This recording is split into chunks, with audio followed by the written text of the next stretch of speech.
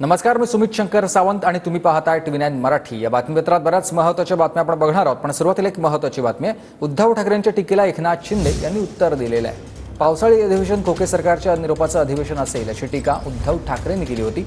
दरम्यान फेसबुक लाईव्हवरून निरोप देणार का असा टोला लगावत शिंदेंनी ठाकरेंना उत्तर दिलंय। ऐका एक मिनिट, उद्यापासून महाराष्ट्राच्या विधिमंडळाचं हे अधिवेशन सुरू होत आहे। या सरकारच्या निरोपाचं अधिवेशन असणार आहे, म्हणून मी उद्यापासून तिथे असेनच, तेव्हा आपल्याशी वेळोवेळी बोलेन। पण उद्यापासून खोके सरकारच्या निरोपाचं अधिवेशन सुरू होतंय, त्याच्यामुळे उद्यापासून आपण बोलू। घरी बसलेल्या लोकांना लोक मतदान नाही करत, फील्डवर उतरून काम करणाऱ्या लोकांनाच मतदान करतात।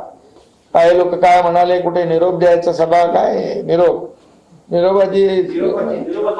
निरोपाचं अधिवेशन आहे, तर निरोप द्यायला तर यायला पाहिजे का नाही सभागृहात? का फेसबुक लाईव्हवर निरोप संपला? आणि निरोप काय, निरोप द्यायचा का घ्यायचा आहे जनता ठरवत असते।